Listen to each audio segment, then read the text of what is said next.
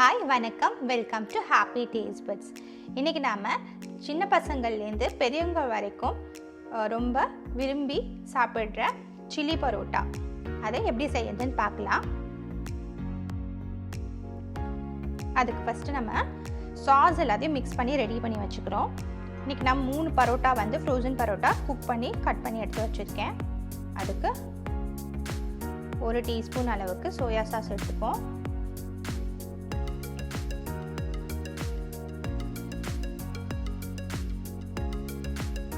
Tomato ketchup இது ஒரு 2 teaspoon அளவுக்கு நான் எடுத்துக்கிறேன்.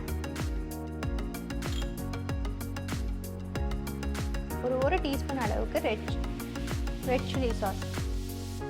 இது இப்போ எல்லாத்தையுமே சேர்த்துட்டு கொஞ்சமாக தண்ணி ஊற்றி கலந்து எடுத்து வச்சுப்போம் ரெடியா.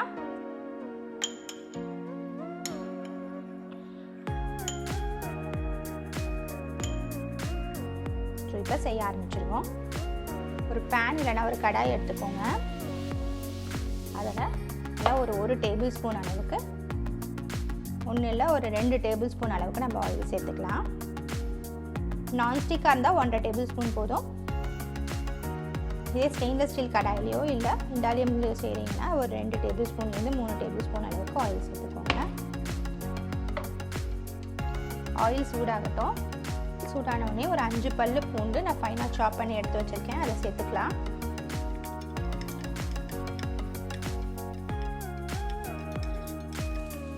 நான் இது ஹை ஃப்ளேமில் வச்சு செய்கிறேன். சைனீஸ் ஐட்டம் எப்பயுமே ஹை ஃப்ளேமில் வச்சு செய்யுங்க. அதாவது பர்னர் உங்களது எது பெருசாக நல்லா ஃப்ளேம் ஜாஸ்தியாக வருமோ அந்த இதில் ஹையில் வச்சு செய்யும்போது நமக்கு இந்த ரெஸ்டாரண்ட் ஸ்டைல் கிட்டத்தட்ட கிடைக்கும். ஏன்னா அவங்க ஹை ப்ரெஷர் பர்னர்ஸ் யூஸ் பண்ணுவாங்க. இப்போ நான் ஹை ஃப்ளேமில் பெரிய பர்னரில் வச்சு செஞ்சிட்ருக்கேன்.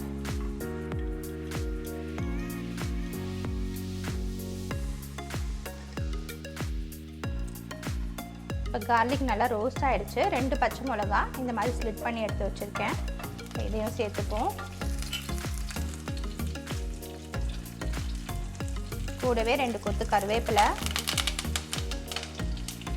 ஒரு பெரிய ஆனியன் இந்த மாதிரி க்யூபாக எடுத்து வச்சுருக்கேன். இதையும் சேர்த்துக்கலாம். வெஜிடபிள்ஸ் நமக்கு க்ரன்ச்சியாக இருக்கணும். ஸோ நம்ம லேசாக வதக்கி விட்டால் இது போதும்.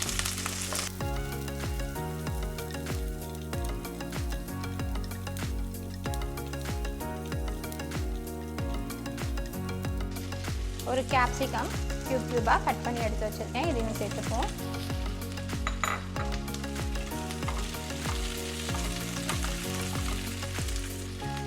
இப்போ இந்த ஆனியன் அண்ட் கேப்சிகம்க்கு தேவையான உப்பு ஒரு 1/4 டீஸ்பூன் அளவுக்கு சேர்த்துக்கலாம். காஷ்மீரி சில்லி பவுடர் இது ஒரு 3/4 டீஸ்பூன் அளவுக்கு நான் சேர்க்குறேன். இது கலர் கொடுக்கும் நல்லா நமக்கு.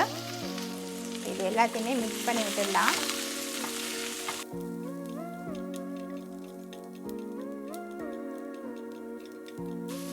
நம்ம இந்தியனைஸ்டு வெர்ஷன் செய்ய போகிறதுனால கரம் மசாலா பவுடர் ஒரு 1/4 டீஸ்பூன் அளவுக்கு சேர்த்துக்கோங்க போகிறோம். இதையும் நல்லா மிக்ஸ் பண்ணி விட்டுருங்க.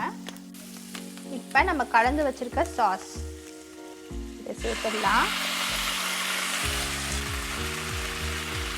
கூடவே கொஞ்சமாக இன்னும் கொஞ்சம் தண்ணி சேர்த்துக்கிறேன். நான் இதை கலந்து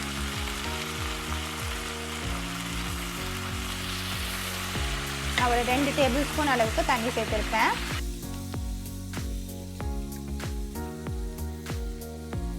பார்த்தீங்கன்னா இது கொதி வந்துருச்சு. நான் பரோட்டாவை யூஸ்வலாக நம்ம ரோஸ்ட் பண்ணி எடுக்கிற மாதிரி எடுத்துகிட்டு கட் பண்ணி எடுத்து வச்சுருக்கேன். இப்போ இதை சேர்த்துருவோம்.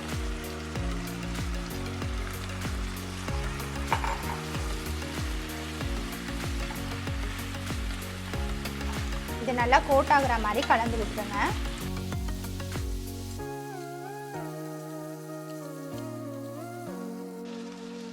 இது கூட ஒரு 1/2 டீஸ்பூன் போல் ஒயிட் பெப்பர் பவுடர் இதையும் சேர்த்துக்கலாம். இது நல்லா ஹை ஃப்ளேமில் நம்ம நல்லா டாஸ் பண்ணி எடுத்துப்போம்.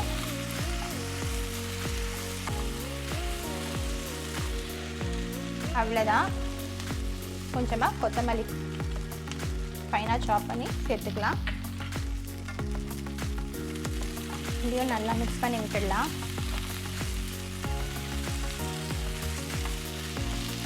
சில்லி பரோட்டா ரெடி ஆகிடுச்சு. இப்போ நம்ம இதை பிளேட் பண்ணிவிட்டு பார்க்கலாம்.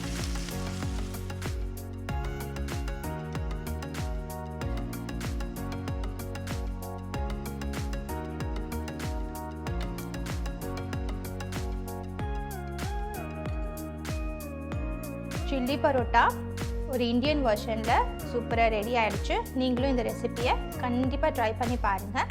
ட்ரை பண்ணிவிட்டு உங்களுக்கு எப்படி வந்துச்சுன்னு எனக்கு கமெண்ட் பாக்ஸில் சொல்லுங்கள். அண்ட் இந்த ரெசிபி உங்களுக்கு பிடிச்சிருந்துச்சுன்னா லைக் பண்ணுங்கள், ஷேர் பண்ணுங்கள், மறக்காமல் நம்ம சேனலுக்கு சப்ஸ்கிரைப் பண்ணுங்கள், கூடவே பெல் ஐக்கானையும் ப்ரெஸ் பண்ணிடுங்க. தேங்க்யூ.